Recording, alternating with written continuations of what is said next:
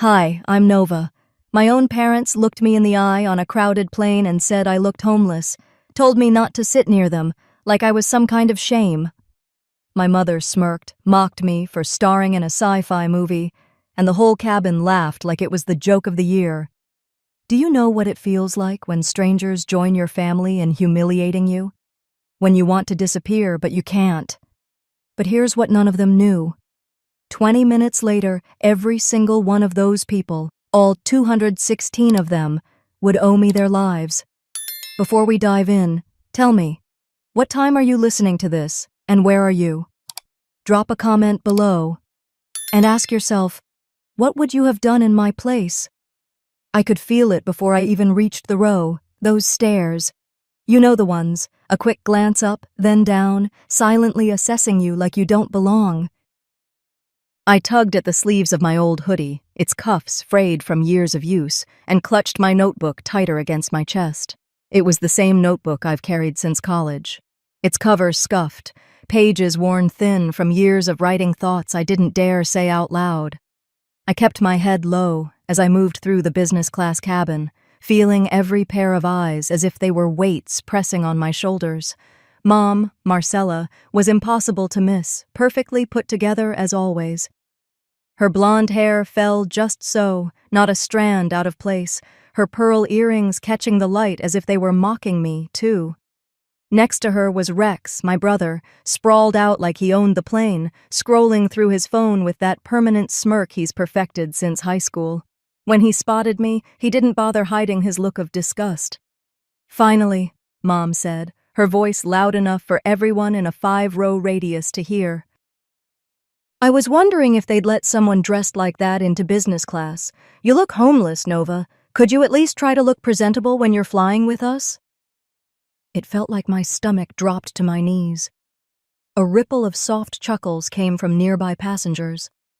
I froze for half a second, unsure if I'd heard her right, or maybe hoping I hadn't. I opened my mouth to reply, but Rex jumped in before I could. "Honestly, Mom," he said, loud and theatrical, "don't you think she's going for a look? You know, like those low-budget sci-fi movies where the lead character's trying to look edgy but just looks tragic?"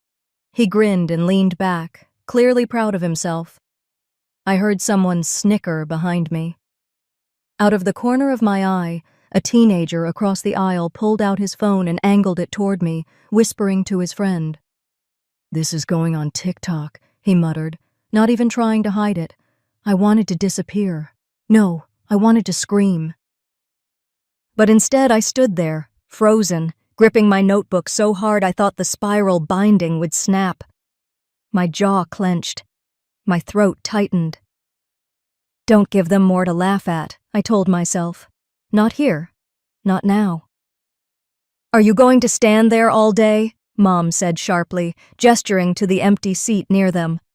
"Or do you need me to ask the flight attendant to get you a map?" Another chuckle from somewhere behind us. I walked to my seat, her seat really. She'd booked it. I wasn't worth my own booking, apparently, and sat down without saying a word. "Goodness," Mom continued, as if I wasn't sitting right next to her. "The least you could do is sit far enough away not to embarrass us. But I suppose it's too late for that." I stared at my notebook. Endure. For now. I wrote it slowly, pressing hard into the paper. The only thing that kept me from falling apart in moments like this was knowing I could still write, still turn pain into words, even if those words stayed locked in this notebook forever. The flight attendant stopped by, offering drinks. I managed to find my voice long enough to ask if there were any other available seats. She apologized politely, full flight. Mom smirked at me like she'd won something. I didn't give her the satisfaction of reacting. I kept my eyes forward, my hand resting on my notebook, holding onto it like a lifeline. As the plane taxied down the runway, I turned toward the window, watching the lights of Chicago blur into streaks as we lifted off.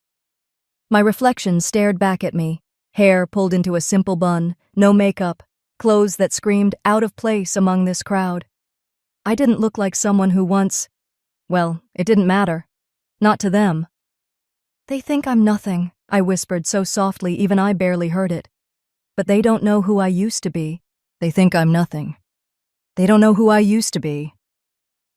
I leaned my head back against the seat and stared at the overhead vent, letting the hum of the cabin drown out my mother's voice. But then, a sound sharper than all the others cut through. Laughter. Not the casual, passing kind, the sort that's aimed like a dart. I turned my head slightly and saw him, the same teenager across the aisle, holding his phone at just the right angle to capture me.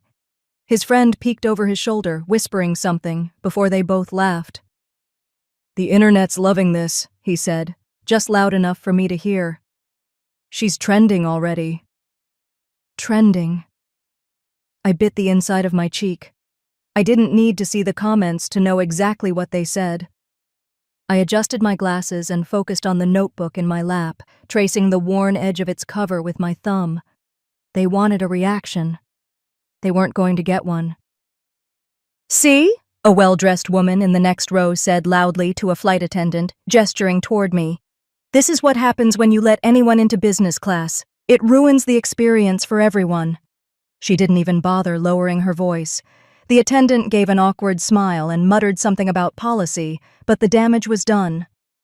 I caught the way two men across the aisle glanced at me and nodded as if agreeing with her, the kind of nod that said I was an outsider who didn't belong in their world. Marcella didn't miss her chance to pile on. "Well," she said, dramatically adjusting her scarf, "at least she's finally the center of attention. Isn't that what you always wanted, Nova?" Her voice carried like it always did, polished, theatrical, just enough venom to sting. Rex chuckled and tilted his phone slightly, pretending to scroll while his camera lens faced me. "Mom, let her have her moment," he said, grinning. "She looks like she's about to cry." "That'll get more likes." I gripped my pen tighter, imagining how easy it would be to jab it into the smug look on his face. Instead, I wrote a single word in my notebook. Breathe. The cabin was buzzing, snippets of whispers, quick laughs, and that low hum of judgment I knew too well. It felt like every pair of eyes in business class was on me. But then, suddenly, the tone shifted. The plane jolted hard, throwing Rex's drink into his lap. Overhead bins rattled violently, and the lights flickered. A cart clanged in the galley as a flight attendant stumbled to keep her balance. Gasps rippled through the cabin, followed by a child's shrill cry from somewhere in the back.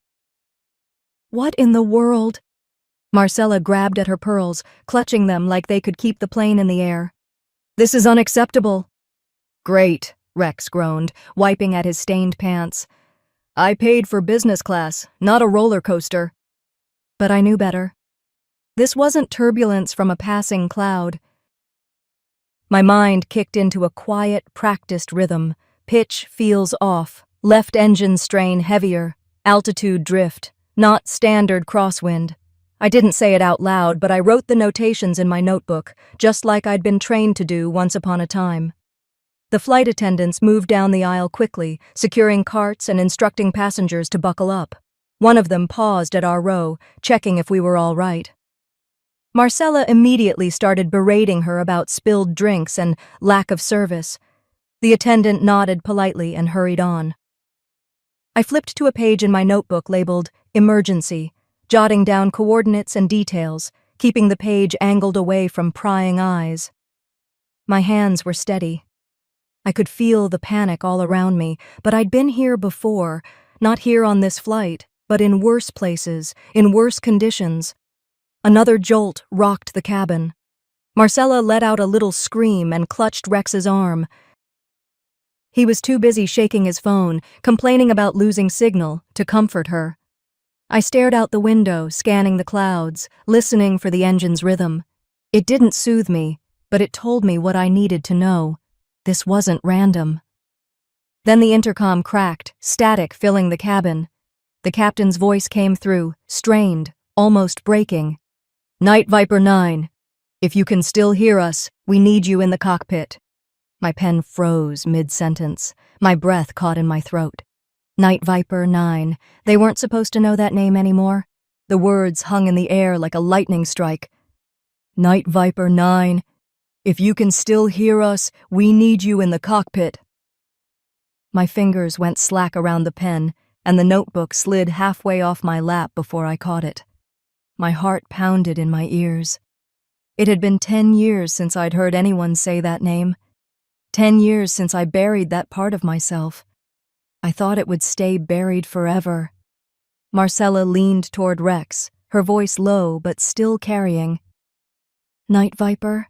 What kind of ridiculous nickname is that? They must be desperate. Rex smirked, brushing at the still damp stain on his pants. What, are you some wannabe hero now? He tilted his phone to record me again. Go ahead, give them a little speech for the internet. It'll get views. I kept my eyes fixed on the seatback in front of me, forcing my hand to steady as I flipped my notebook open to a blank page. In neat, deliberate strokes, I wrote, "Stay calm. Not yet." The turbulence worsened, sending a few gasps through the cabin. The attendants were shouting over the rattle of the overhead bins, their voices clipped and urgent, but I couldn't focus on them. I was back there, back in Oregon, 10 years ago, smelling jet fuel and rain, standing in that echoing hangar with my career still intact, with my name still unsoiled. I could see the faces of my squad, younger versions of us, laughing, unbreakable. They used to call me fearless.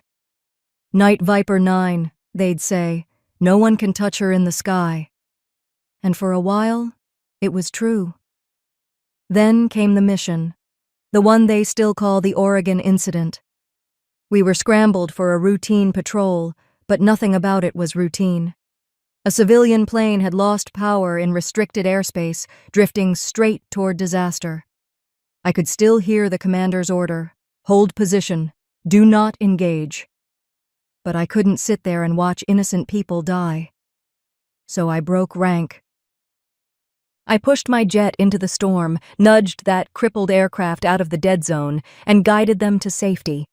I saved every soul on that plane, and for that, they stripped me of everything. The tribunal was quick, cold, merciless. They called it insubordination.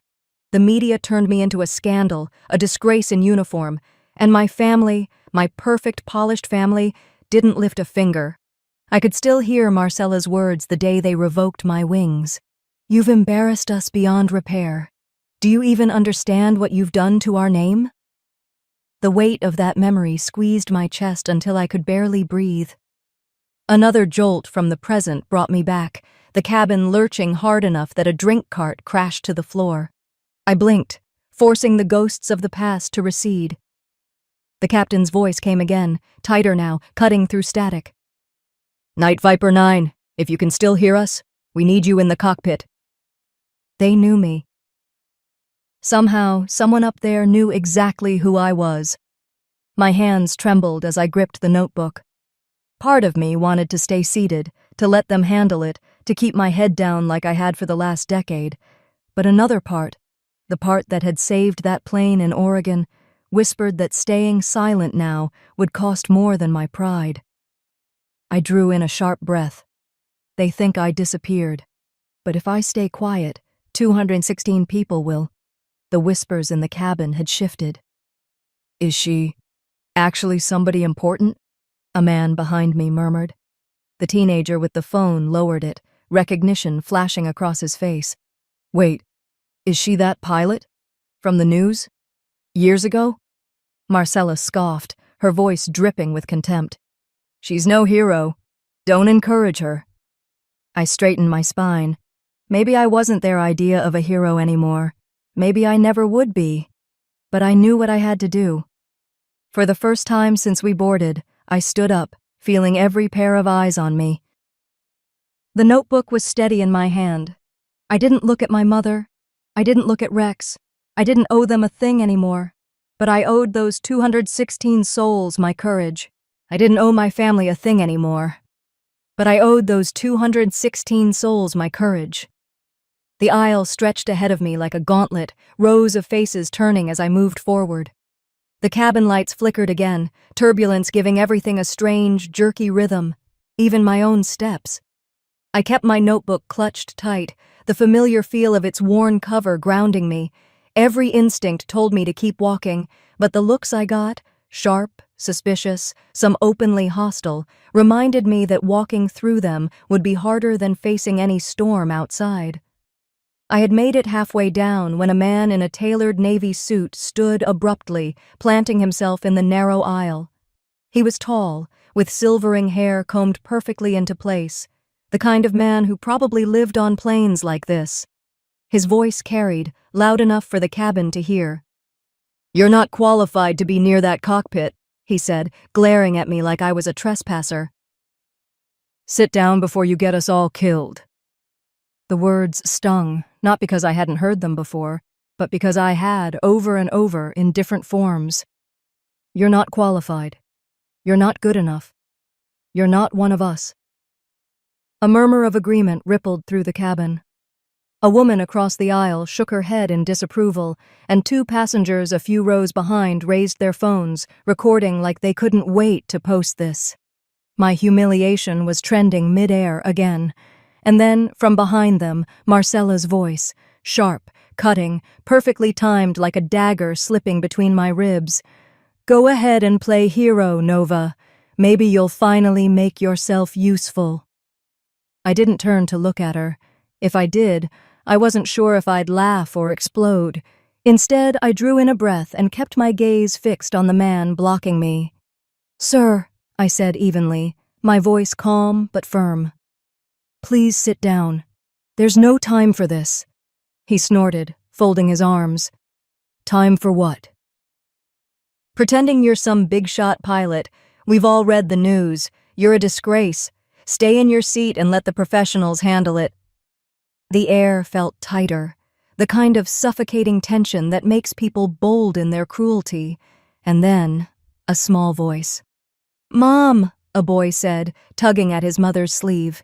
He couldn't have been more than 7. "Why does nobody like her?"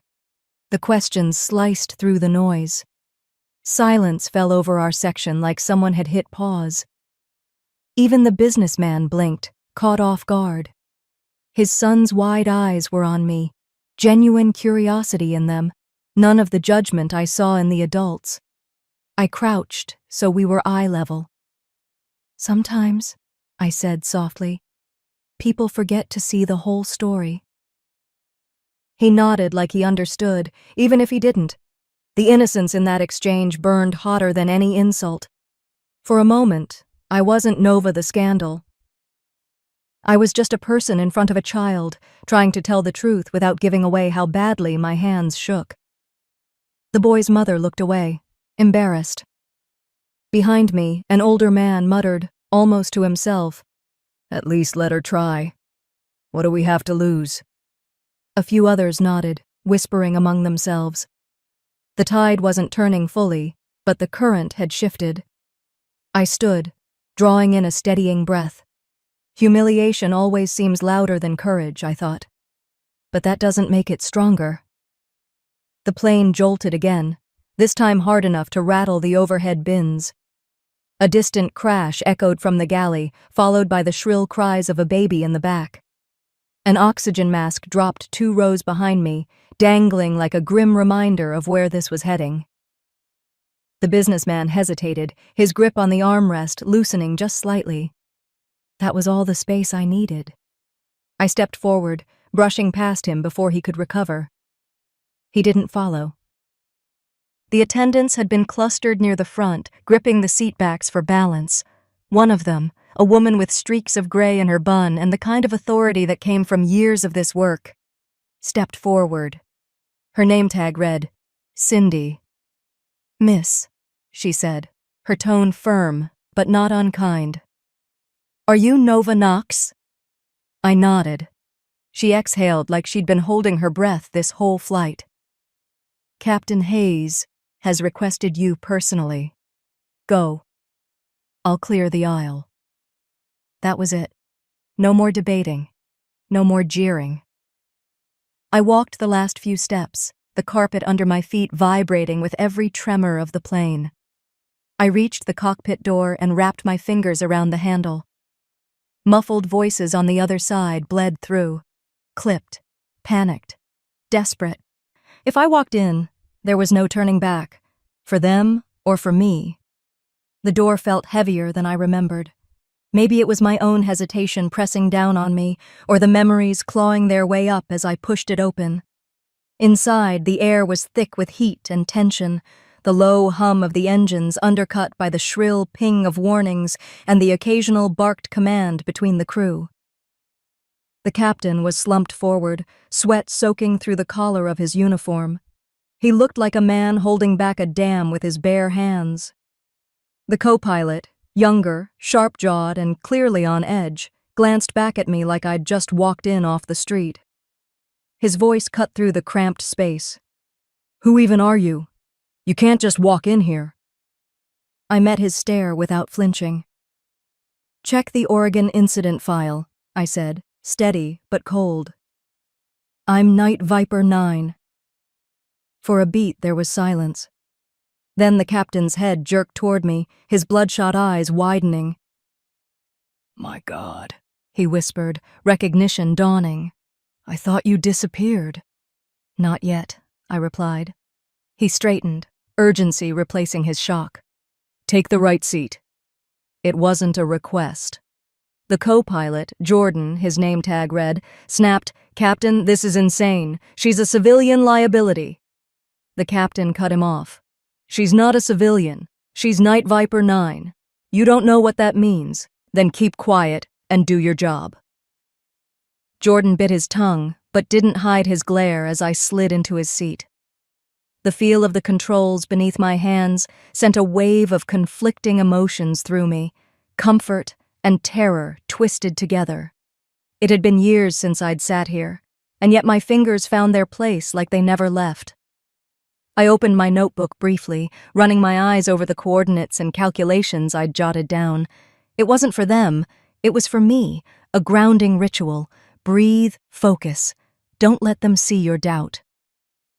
Scanning the instruments, I noticed it almost immediately. The pitch readings didn't match the feel of the plane. My gut told me the truth before my mind caught up. "These numbers are off," I said. The captain glanced over. "What do you mean, off?" "Pitch is feeding false data.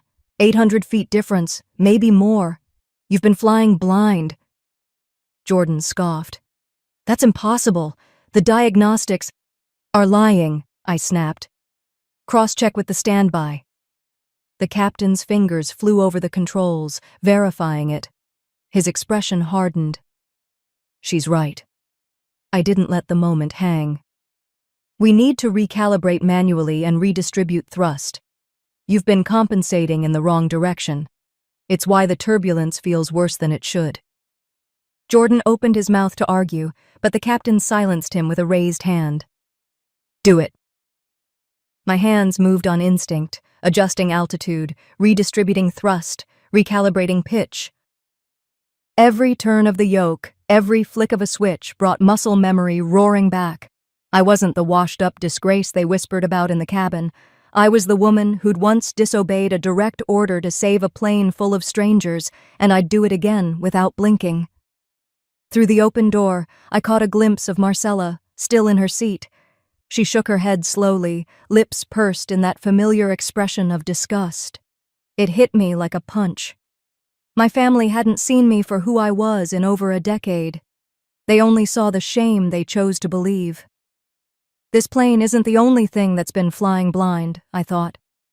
But my focus snapped back as a sharp warning alarm blared. "Altitude's dropping!" Jordan shouted. Before I could respond, the plane jolted violently, throwing us against our restraints. The yoke jerked like it had a mind of its own. Alarms screamed louder, and the captain's voice cut through the chaos. "It's now or never!" I gripped the controls with both hands. The yoke fought against me, but I wasn't about to let go. Every muscle in my arms burned as I gripped the controls, the storm battering us like it wanted to peel the wings off the plane. The captain was shouting altitude readings, his voice straining to stay steady, while Jordan muttered under his breath. I couldn't make out the words, but I knew they weren't compliments. I tuned them both out.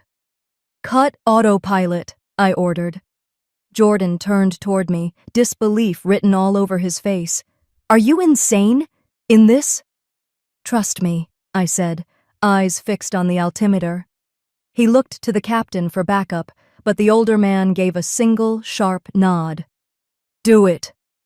The click of the autopilot disengaging sent a strange sense of calm through me. The plane was mine now, unpredictable, furious, alive. I banked hard to the left, threading us between two massive storm cells, the plane groaning under the stress. Oxygen masks dropped. Screams echoed from the cabin, a sharp chorus of panic that stabbed through the roar of the engines. Easy, Jordan barked, clutching the side panel. I didn't answer. My mind went quiet in the way it always used to on missions. There's a rhythm to chaos if you know how to listen. Steady on, the captain murmured, though I could hear the awe creeping into his voice. Through the half-open cockpit door, I caught the shrillest sound of all. My mother! She's going to kill us! She's reckless! I like Oregon all over again! Her words cut through the storm louder than any thunderclap. For a moment, I felt my jaw clench so hard it hurt. Even now, when her life literally hung on my ability to keep this plane in the air, she'd rather see me fail than admit I could save her. Gasps rippled through the cabin as her words spread like wildfire. I could almost feel the passengers' eyes boring into my back, some siding with her out of fear, others frozen in uncertainty. Reckless, she'd said, the same word they'd used at my tribunal all those years ago. Reckless disregard for authority. They'd stripped my wings with those words. They'd let me stand alone with my career in ashes while my family hid in silence. I swallowed hard, pushing the memory down where it belonged. Not now. The plane jolted violently, a sudden drop that made my stomach lurch. The captain barked a new set of numbers, but I was already ahead of him, compensating with a sharp climb, banking again. The fuselage creaked, protesting the maneuver, but it held. Who taught you that? Jordan asked, his voice cracking, part disbelief, part reluctant respect. People who didn't like to crash, I shot back. Through the chaos, a hand appeared in my peripheral vision. A flight attendant, Cindy, if I remembered her name right, slipped a bottle of water onto the console. We're counting on you, she whispered before disappearing back toward the cabin. I didn't take my eyes off the controls, but I felt the weight of her words. It was the first time anyone here, crew or passenger, had acknowledged me without contempt or suspicion. The instruments steadied slightly, though I knew it wouldn't last. We'd cleared one band of the storm, but fuel levels were critical. My mind calculated the math automatically. Distance to the nearest alternate airport, fuel burn, margin for error. We'd get one shot at a controlled descent. One. In the brief lull, my mother's words came back, sharp and ugly. Reckless. The tribunal's verdict. The humiliation that followed me like a shadow. This isn't just survival, I thought. This is redemption. Another jolt slammed the plane, and this one was worse. Overhead compartments popped open. A baby cried somewhere behind me. Brace! Jordan shouted, but his warning ended in a dull thud. He'd been thrown forward, his head connecting with the panel. He slumped over, unconscious. Jordan's out, the captain yelled, panic flashing in his voice. Then it's just us, I said, gripping the yoke with both hands. I leaned into the storm as if I could wrestle it into submission, every ounce of training and instinct flooding back like it had been waiting for this moment. The plane was mine, and so were their lives. With Jordan slumped over, unconscious, the cockpit felt even smaller. The captain and I locked eyes for just a moment. No words, just the silent understanding that I was in full command now. I unbuckled just long enough to help him pull Jordan from his seat, propping him against the wall, before strapping myself fully in.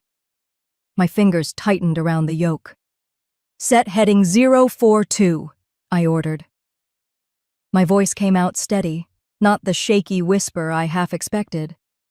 Reduce throttle by 5. We need to conserve fuel. The captain obeyed without question. That deference startled me more than the storm did. He glanced at me, shaking his head slightly. "You're flying better than anyone I've seen in decades." I didn't look up. "Because I've already lost once," I said quietly. "I won't lose again."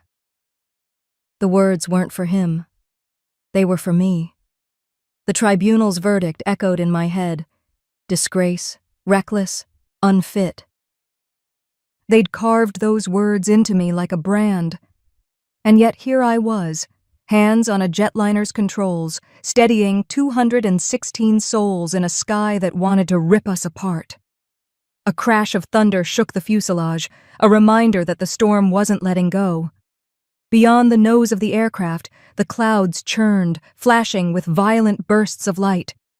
Through the partially open door, I could hear the cabin, crying, praying, a wave of human fear rising and falling with each jolt. And then I heard her. Marcella. My mother's voice was raw, unguarded in a way I hadn't heard since I was a child. "Get her out of there," she sobbed to someone, probably a flight attendant.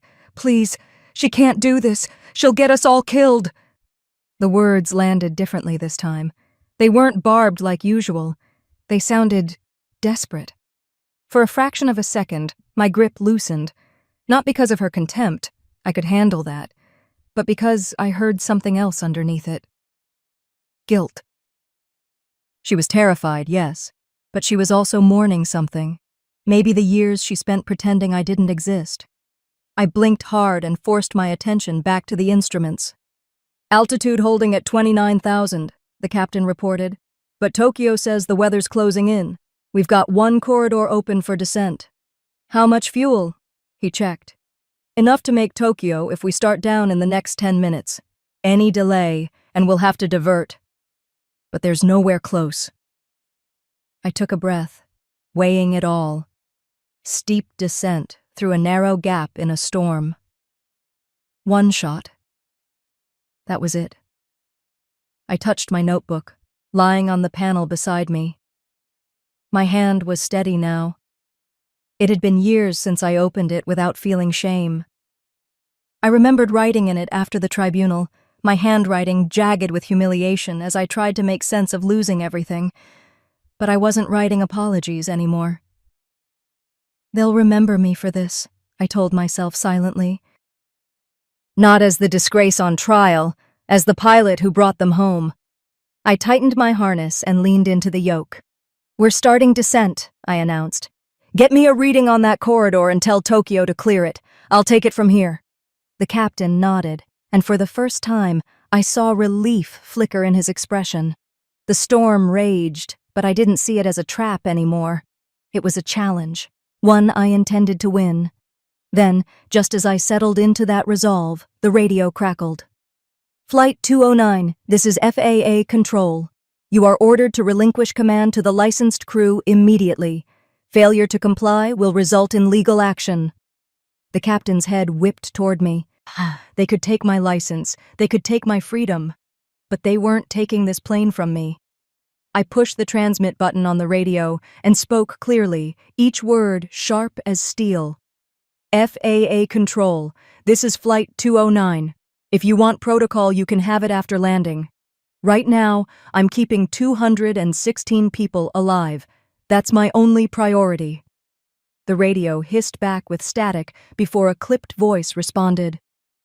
"Nova James, you are not authorized to operate this aircraft. You will face immediate arrest if you continue to interfere." The captain shot me a nervous glance, his hands frozen over the throttle. He was torn. I could see it. The veteran in him respecting the chain of command, but the human in him knowing I was their only chance. I didn't let him dwell on it. "Then they can arrest me on the ground," I said, never taking my eyes off the storm ahead. "But first, I'm landing this plane alive." He nodded slowly, then placed his hand firmly over mine on the yoke. "You're in command, Night Viper. I've got your back." The storm outside had shifted from chaos to something almost living, walls of gray and white closing in, with angry flashes of lightning searing the sky. Every muscle in my body ached from the tension of holding the controls, but I didn't dare loosen my grip. The descent corridor Tokyo had given us was narrow, a thread between two massive storm cells. One miscalculation, and we'd be headlines. The disgraced pilot who finally proved everyone right. Not today. They took my name, I thought, muscles straining as I corrected our pitch. They buried my career, but they won't bury me today. Suddenly, a new sound cut through the hum of the engines and the storm. A scream. Through the partially open cockpit door, I caught sight of my mother barreling down the aisle. Her pristine designer blouse was wrinkled, her hair undone from panic. "Stop her!" she shrieked at anyone who would listen. "She's going to kill us all! Do you people even know who she is?" Her voice clawed at me, threatening to drag me back to every tribunal, every dinner table where she'd looked at me like I'd ruined her life. But then something unexpected happened. Two passengers, a middle-aged man in a business suit and a young woman still clutching her oxygen mask, stepped into the aisle, blocking her path. "Ma'am, sit down," the man said firmly. "She's the only one who looks like she knows what she's doing." Marcella froze, stunned. "She's dangerous," she spat back, but her words didn't carry the same venom. They sounded broken. The young woman shook her head. "She's saving us. Let her do it." The flight attendant, Cindy, wrapped her arms around my mother, guiding her gently but firmly back to her seat. For the first time in my life, strangers defended me against her. Her voice still echoed in my ears, pleading and desperate, but it didn't pierce me like before. I whispered to myself, so low only I could hear, "This isn't about you anymore." The instruments blared as we approached the final wall of the storm. I needed to bring us down fast. "Hold on," I told the captain. "We're going nose down." He didn't argue. I took a breath, adjusted the controls, and dove. The plane pitched sharply, screams erupting from the cabin. Oxygen masks swung wildly, overhead bins rattling like dice in a cup. For a terrifying moment, the storm swallowed us whole. Darkness, wind, and the relentless fight of metal against nature. And then, just as quickly as it began, we broke through. Sunlight. The sky ahead was a pale, calm blue, the kind that almost felt insulting after everything we'd just endured. The cabin fell silent, stunned by the sudden serenity. My breath shook as I reached for my notebook, flipping to a blank page. My hand didn't tremble this time. I wrote slowly, deliberately. Not a disgrace, a survivor. Just as I let myself feel the relief of clearing the storm, alarms blared. "Engine 2 just failed," the captain said grimly. Through the windshield I could see it, the Tokyo runway, faint in the distance. This was it, the landing they'd remember, or the one they'd never walk away from. The Tokyo runway was a thin gray ribbon in the distance, barely visible through the mist and scattered clouds. My hands felt welded to the yoke, my palms damp but steady. The plane hummed unevenly, that failed engine throwing everything off balance. Every shudder of the fuselage felt like a reminder. There was no margin for error. "Flaps at 30, I ordered. My voice didn't tremble. It didn't even sound like me. It sounded like the person I used to be, before the tribunal, before my family decided my name was synonymous with failure. "Yes, ma'am," the captain responded without hesitation. He'd stopped second-guessing me hours ago.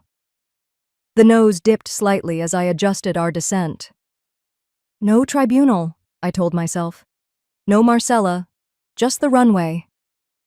The cockpit was eerily quiet, aside from the low growl of the surviving engine and the hiss of the air system. My focus tunneled in. Instruments, horizon, speed.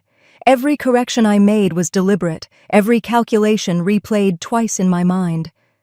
The wheels hit the runway with a jarring thud, harder than I wanted but still controlled. The plane wobbled, but I held it steady, easing it down like a wounded bird finally finding its nest. The reverse thrusters roared, and we slowed, painfully, agonizingly, until the screeching of the tires softened into a rolling hum. Then came the sound I wasn't prepared for: applause. It started in the front, a hesitant clap or two, then grew into a wave of cheers and relief.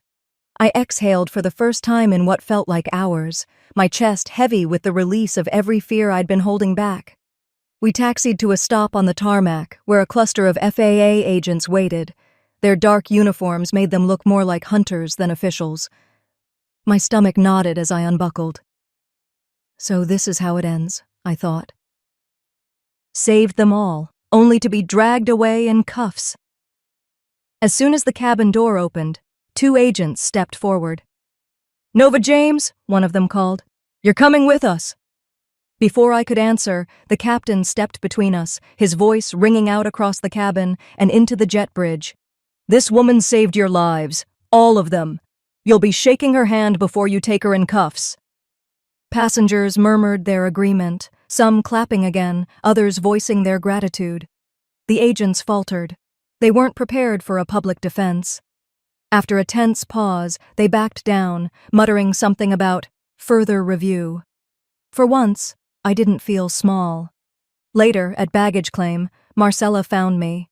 She looked disheveled, mascara smudged, hair frizzy from hours of panic. She stopped a few feet away, her voice sharp but weaker than usual. "You only proved you're reckless," she said, like she needed those words to protect her from the truth. I didn't take the bait. I adjusted the strap of my bag, met her eyes briefly, and said, "And yet, you're alive to say it." Then I walked away, leaving her standing there with nothing to cling to. As I headed for the exit, I felt a small hand tug my sleeve. It was the young mother from earlier, her little girl peeking out from behind her leg. Tears welled in the woman's eyes. "You saved us," she said softly. "You saved her." The girl whispered, almost shyly, "You're my hero." Something in me cracked, but not in a bad way. I knelt down, handed her my old notebook, its pages worn from years of being my lifeline. "For you," I said. "Fill it with braver words than I ever could." She hugged it to her chest like it was a treasure. Outside, the Tokyo night air hit me like a blessing, cool, sharp, cleansing. I walked out of the terminal with just my bag. The notebook was gone, but I didn't need it anymore. They can erase my name from their records, I thought, but not from the sky. That's where I've always belonged. They humiliated me at 30,000 feet, but 20 minutes later, I was the only reason they were alive.